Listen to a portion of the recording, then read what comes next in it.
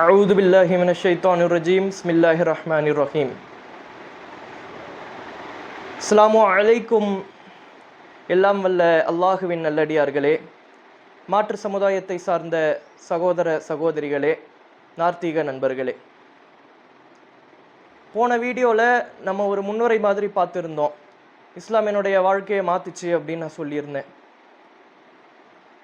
இன்னைக்கு இன்ஷா அல்லாஹ் இஸ்லாத்துக்கு முன்னாடி என்னுடைய கொள்கை எப்படி இருந்தது. இஸ்லாத்துக்கு முன்னாடினோடனே நான் தீனில் வந்து தான் நினைக்க வேண்டாம். நான் ஆரம்பத்திலிருந்தே பிறப்பிலிருந்தே ஒரு முஸ்லீம் தான், அல்ஹம்துலில்லாஹ். ஆனால் ஒரு முஸ்லீமுக்கு உண்டான எல்லா குவாலிட்டிஸும் என்கிட்ட இருந்துச்சா அப்படிங்கிறது ஒரு கேள்விக்குறி தான். அதை பற்றி விளக்கிறதுக்கு தான் என்னுடைய முன் வாழ்க்கை சுருக்கம். இப்போது என்னோட நண்பர்கள்கிட்ட பேசும்போதும் சரி, வீட்டார்கிட்ட பேசும்போதும் சரி, அழகா சலாம் சொல்லுவேன்.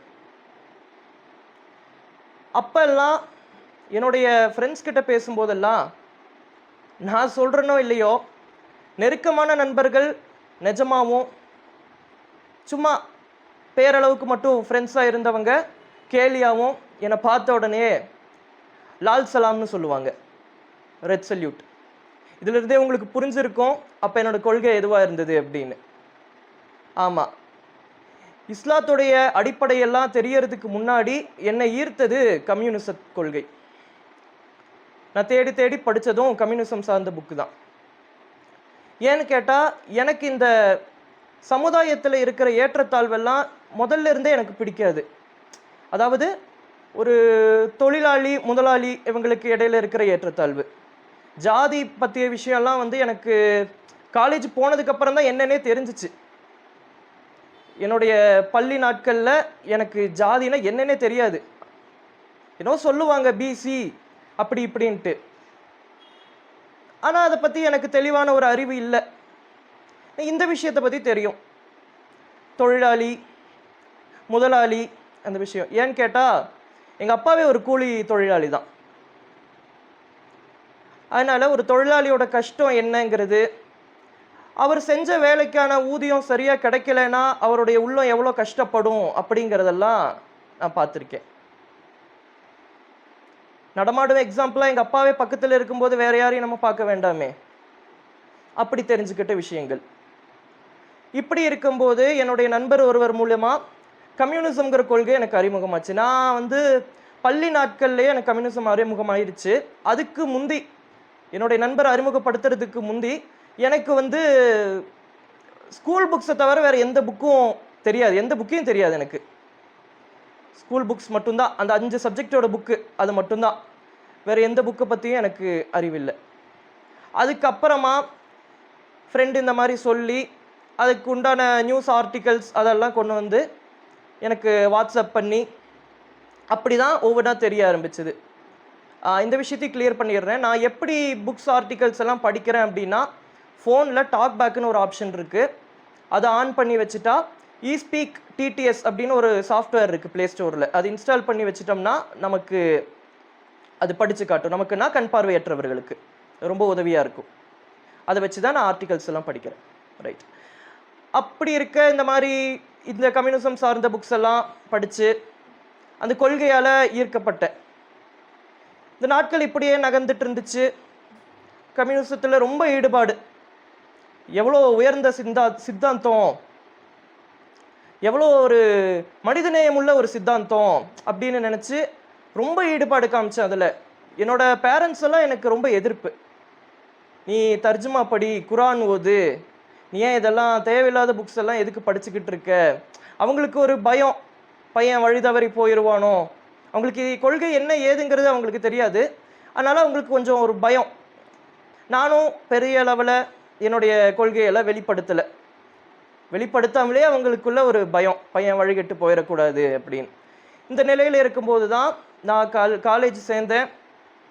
அந்த இடத்துல தான் இந்த ஜாதி ரீதியான பிரச்சனைகளை பற்றிய விஷயங்கள் எல்லாம் எனக்கு தெரிய வந்துச்சு. ஜாதிகள் இருக்குது, அப்போ ஜாதியை ஒழிக்கிறதுக்கு முதல்ல தீண்டாமை ஒழியணும் அந்த விஷயம். அப்போ தீண்டாமை ஒழிப்புலையும் கம்யூனிஸ்டுக்கு களை இறங்கி இருக்கிறாங்க அப்படிங்கிற தகவல் தெரிஞ்சு அது சார்ந்த புத்தகங்கள் எல்லாம் படிக்க ஆரம்பித்தேன். நான் படிக்கும்போது கல்லூரி காலத்தில் தமிழ் சங்கத்தில் நிறைய விஷயங்கள் கற்றுக்கிட்டேன். இந்த கம்யூனிச சித்தாந்தம் சார்ந்த விஷயங்கள் எல்லாம். அப்படி இருக்கும்போது கொரோனா வந்துச்சு. கொரோனா வந்தோடனே நம்ம எல்லாம் வீட்டுக்குள்ளே முடக்கி போட்ட ஒரு நிலைமை. வீட்டில் அடிக்கடி சொல்லிட்டு இருப்பாங்க, குரான் எடுத்து படி, தர்ஜுமாவாச்சு படி, இல்லை காதலையாச்சும் கேளு. படினா டாக்பேக் வச்சு படிக்கிறது தான். காதலையாச்சும் கேளு அப்படின்னு சொல்லுவாங்க. அந்த வயசில் நமக்கு அது அவங்க என்ன சொன்னாலும் நமக்கு அது கேட்குற பருவம் இல்லையே.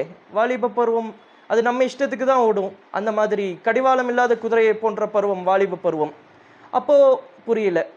அதுக்கப்புறம் என்னோட வாழ்க்கையில் சில நிகழ்வுகள் எல்லாம் நடக்க ஆரம்பிச்சது. என்னன்னா, இந்த தாலிபான்கள் பற்றிய விஷயங்கள். அப்போது இந்த கம்யூனிச சித்தாந்தம் சார்ந்த விஷயங்கள் சரியா என்கிட்ட இருந்து கற்றுக்கிட்ட, எனக்கே சரியா தெரியாது, இருந்தாலும் என்கிட்ட இருந்து கற்றுக்கிட்ட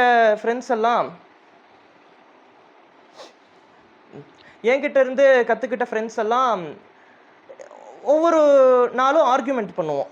அப்படி ஆர்கியூமெண்ட் பண்ணும்போது இந்த மாதிரி தாலிபான்கள் அட்ராசிட்டிஸ் பண்ணுறாங்க ஆப்கானிஸ்தானில், இதை பற்றி உன்னோட நிலைப்பாடு என்ன, ஏன் அவங்க முஸ்லீம்ஸாக இருந்துட்டு இப்படி பண்ணுறாங்க. ஆனால் அதுக்கு முன்னாடி வரைக்கும் எனக்கு இஸ்லாம்னா வெறும் ஒரு மதம் அப்படிங்கிறது மட்டும்தான் தெரியும். அதுக்கப்புறம் நான் எடுத்து போய் பார்த்தேன், இல்லையே எங்கள் வீட்டில் இப்படி சொல்லி கொடுக்கலையே. இஸ்லாம்னா இவங்க சொல்லி கொடுத்தது வேறையாகவும் நான் கேள்விப்படுறது வேறையாகவும் இருக்கே. எந்த உயிர்கிட்டையும் அநியாயம் பண்ணக்கூடாது, பண்ணால் அல்லாஹ் தண்டிப்பான் அப்படிங்கிற மாதிரி தானே நமக்கு சொல்லி கொடுத்தாங்க. இது வேறையா இருக்கே, தியரியா ஒன்றும் ப்ராக்டிக்கலாக ஒன்றா இருக்கே அப்படின்னு நினச்சேன். அதுக்கப்புறமா தான் அல்லாஹ்வுடைய கிருபை கொண்டு அந்த நம்முடைய இஸ்லாமிய சமுதாயம் சார்ந்த ஆர்டிகல்ஸ் அதெல்லாம் தேடி ஆன்லைனில் படிக்க ஆரம்பித்தேன். படிக்க ஆரம்பிக்கும்போது அல்லாஹ் எனக்கு சில வசனங்களை அறிமுகம் செய்கிறான். அது வரைக்கும் என் ஃபோனில் குரான் ஆப்பே இல்லை. ஒரு சில ஆர்டிக்கலில் இருக்கக்கூடிய வசனங்களை அல்லாஹ் என் கண்ணுக்கு காட்டுறான். அதில் ஒரு வசனம் என்னை ரொம்ப ஈர்த்துச்சு. நீங்கள் மனித குலத்திற்கு அருளப்பட்ட சமுதாயத்தில் நீங்கள் ஒரு சிறந்த சமுதாயமாக இருக்கிறீங்க அப்படின்னு. மனித குலத்திலே நீங்கள் ஒரு சிறந்த சமுதாயமாக இருக்கிறீங்க. ஏன்னு கேட்டால் நீங்கள் நன்மையை ஏவுறீங்க, தீமையை தடுக்கிறீங்க. அடடே, நன்மையை ஏவுறது தீமையை தடுக்கிறதுனா என்ன? இது எப்படி செய்யக்கூடிய ஒரு விஷயம்? இது இதோட பொருள் என்ன அப்படிங்கிறத தேடி நான் படிக்க ஆரம்பித்தேன். அப்போ தான் ஃபஸ்ட்டு தமிழ் குரான் ஆப்பை வந்துட்டு என்னோடய ஃபோனில் நான் இன்ஸ்டால் பண்ணுறேன். அல்ஹம்துலில்லாஹ், அன்னைக்கு இன்ஸ்டால் பண்ணி அதுக்குள்ளே போனவன் அல்லாஹ்வோட கிருபை கொண்டு இன்னைக்கு வரைக்கும் ஒரு நாள் கூட எனக்கு அந்த தமிழ் தர்ஜுமாவை திறந்து பார்க்கலன்னா தூக்கம் வராது. அந்த அளவுக்கு அது என்னை ஈர்த்துச்சு. காரணம் என்னென்னா, முதல்ல குரானை திறந்தேன், அதுக்கப்புறம் ஹதீஸுகளை கேள்விப்பட்டேன். இந்த தொழிலாளி முதலாளி விஷயத்திலேயே நான் கேள்விப்பட்ட ஒரு ஹதீஸ், ரசூலுல்லாஹி ஸல்லல்லாஹு அலைஹி வஸல்லம் சொன்னதா நான் கேள்விப்பட்ட ஹதீஸ். அது ஏதோ ஒரு ஹதீஸ் கிரந்தத்தில் பார்த்தேன், ஞாபகம் இல்லை.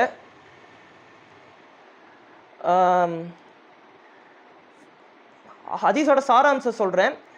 உழைப்பவருடைய கூலி எப்போ கொடுக்கணும் அப்படின்னா, அவருடைய வேர்வை உலர்வதற்கு முன்னாடியே கூலியை கொடுத்துடணும் அப்படின்னு ரசூலுல்லாஹ் சொன்னதா ஒரு ஹதீஸ். அதை கேட்டு ரொம்பவே நான் இன்ஸ்பயர் ஆனேன். ஆஹா, இது எவ்வளோ பெரிய சித்தாந்தம்! இதை விட இப்படி கம்யூனிஸ்டுகள் கூட சொல்லலையே. உழைப்புக்கேற்ற ஊதியம்னு சொன்னாங்க. ஆனால் அந்த உழைப்பு செஞ்சு அவன் உடம்புல அந்த வேர்வை உலர்றதுக்குள்ள அந்த ஊதியம் அவன் கைக்கு வந்துடணுங்கிறத அவங்க சொல்லலையே. இது எவ்வளோ பெரிய சித்தாந்தம்! அப்போ மனித குலத்துக்கு இந்த இஸ்லாம் என்னென்ன சொல்லி இருக்குது அப்படிங்கிறது தேடி படிக்க ஆரம்பித்தேன். அதுக்கப்புறமா தான் இஸ்லாம்னா என்ன, அது வெறும் ஒரு மதம் அல்ல, இந்த உலகத்தில் வாழ்கிற மனித குலத்திற்கே அருளா வந்த ஒரு மனிதரால அல்லாஹ்வால கொடுக்கப்பட்ட ஒரு மார்க்கம். இது முஸ்லீம்களுக்கு மட்டும் சொந்தம் இல்லை, இது எல்லா மக்களுக்கும், அவங்க எந்த மதத்தவராக இருந்தாலும், எந்த சமயத்தவராக இருந்தாலும், எந்த நாட்டவராக இருந்தாலும், எந்த குலத்தவராக இருந்தாலும் இந்த வேதம் அவங்களுக்கு பொதுவானது. இந்த வேதத்துடைய சட்டத்திட்டங்களுக்கு உட்பட்டா ஆண்டானா இருந்தாலும் அடிமையாக இருந்தாலும், ஆண்டான் அடிமை இஸ்லாத்தில் கிடையாது. ஒரு உதாரணத்துக்காக, அவன் பெரிய பணக்காரனாக இருந்தாலும், அடுத்த வேளை சோத்துக்கே வழி இல்லாத ஏழையாக இருந்தாலும், இஸ்லாமிய சட்டத்திட்டத்தை அவன் ஏற்றுக்கொண்டால், இஸ்லாத்தை ஏற்றுக்கொண்டால், அவன் ஒரு தவறு செய்தால் அந்த உயர்ந்தவனுக்கு கொடுக்கக்கூடிய அதே தண்டனை இந்த தாழ்ந்தவனுக்கும் கிடைக்கும். அதே போல மரியாதையும் ரெண்டு பேருக்கும் சமமா கிடைக்கும். உயர்ந்தவனுக்கு எந்த அளவுக்கு மரியாதை கிடைக்குமோ அதே அளவுக்கு மரியாதை தாழ்ந்தவனுக்கும் கிடைக்கும். இஸ்லாத்துல தாழ்ந்தவன் யாருமே இல்லை. இஸ்லாத்துல இருக்கிற ஏற்றத்தாழ்வெல்லாம் ஈமான், அதாவது அவங்களுடைய நம்பிக்கையை பொறுத்தே அமையும். ஒருத்தர் அல்லாஹ்வை எந்த அளவுக்கு நம்புறாரோ அதில் தான் ஏற்றத்தாழ்வே தவிர பிறப்பாலேயோ நிறத்தாலேயோ குலத்தாலேயோ மொழியாலேயோ நாட்டாலேயோ எந்தவித ஏற்றத்தாழ்வும் கிடையாது அப்படிங்கிறதெல்லாம் நான் புரிஞ்சுக்கிட்டு என்னுடைய புரிதலை எனக்கு ஏற்ற மாதிரி என்னுடைய நண்பர்கள்கிட்டலாம் ஷேர் பண்ண ஆரம்பித்தேன். மெல்ல மெல்ல மெல்ல இந்த கம்யூனிஸ்ட் கொள்கையிலிருந்து விலகி அதை விட மிகப்பெரிய கொள்கையா ஒரு அருளா கிடைச்ச இந்த மார்க்கத்துக்குள்ள என்ன நானே நுழைச்சிக்கிட்டு அன்றிலிருந்து இன்று வரைக்கும் இந்த இஸ்லாத்தை படிச்சுக்கிட்டே இருக்கேன். இதுவோ தோண்ட தோண்ட வரக்கூடிய புதையல் மாதிரி வந்துக்கிட்டே இருக்கு. நானும் தினம் தினமும் ஒவ்வொரு விஷயத்தை இஸ்லாத்துல இருந்து கற்றுக்கிட்டே இருக்கேன். ஒவ்வொரு நாளும் இந்த தர்ஜுமாவும் இந்த ஹதீஸ் கிரந்தங்களும் எனக்கு புதுமையூட்டக்கூடியதாகவே இருக்குது. பலமுறை கடந்து வந்த வசனங்கள், படித்து கடந்து வந்த வசனங்கள் எல்லாம் மறுபடியும் படிக்கும்போது அது புதுசாக படிக்கிற மாதிரியோ அது வேற ஒரு விஷயத்தை என்கிட்ட சொல்கிற மாதிரியோ இருக்குது. ஆக எப்படி இந்த இஸ்லாத்தை நான் நெருங்கினேன்னு சுருக்கமாக சொல்லணும்னா, தேடல் இருப்பவர்களுக்கு, உள்ளத்தில் ஒரு தேடல் இருப்பவர்களுக்கு, மனித குலத்திற்கு நன்மை நினைப்பவர்களுக்கு, அறிவுக்கு வேலை கொடுப்பவர்களுக்கு இந்த மார்க்கம் எளிதானது. நம்ம என்னைக்கு ஒரு சக மனுஷன் மேலே அவன் என்னோட சகோதரன், அவனும் என்ன மாதிரி தான், அவன் எந்த விதத்திலையும் எனக்கு தாழ்ந்தவன் கிடையாது ஈமானை தவிர, எந்த விதத்திலையும் நமக்கு ஈமானுங்கிறது நம்ம கண்ணுக்கு தெரியாது, அது அல்லாஹ்க்கு மட்டும்தான் தெரியும்.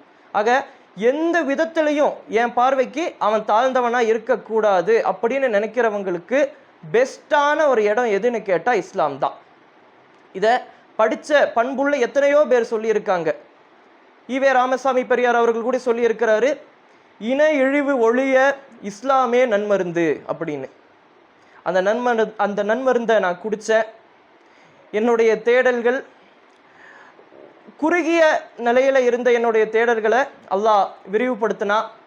என்னுடைய மனசில் இருந்த சஞ்சலங்கள், தேவையில்லாத சிந்தனைகள், கொள்கையில் ஒரு பிடிப்பின்மையாக இருந்த, எது நேர்வழின்னே தெரியாமல் சுற்றி தெரிஞ்சுக்கிட்டு இருந்தேன். இதுதான் நேர்வழி அப்படின்னு சொல்லி எனக்கு ஒரு வழியை காமிச்சு அந்த வழியிலேயே தொடர செய்கிறான், இனியும் தொடர செய்வான். அதுக்காக அல்லாஹ் கிட்ட நான் துவா செய்கிறேன். எனக்காக நீங்களும் துவா செய்யுங்க. அந்த இஸ்லாம் என்னுடைய வாழ்க்கையில் அடுத்தடுத்து என்னென்ன மாற்றங்களை ஏற்படுத்துச்சு, என்னோட அன்றாட வாழ்க்கையிலேயே இந்த இஸ்லாம் ஏற்படுத்தின மாற்றங்கள் என்ன அப்படிங்கிறத அடுத்தடுத்த வீடியோவில் இன்ஷா அல்லாஹ் பார்க்கலாம். அஸ்ஸலாமு அலைக்கும் வரஹ்மத்துல்லாஹி வபரகாத்துஹு.